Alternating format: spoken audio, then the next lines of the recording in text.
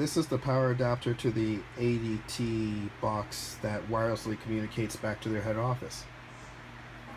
Look what this idiot did a second time. It's only after I took out all the power cables and stuff that I realized he ran another cable 2 times this time through the frame up into the ADT box.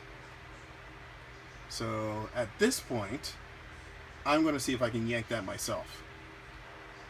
Although I did notice, while it's probably running on batteries, that it's not plugged in, but the lights are still on. But to wait another week for these idiots to come out here to move this is ridiculous. The guy that installed this obviously assumed that, hey, he's never going to move the rack. Why do you move the rack? Frickin' insane.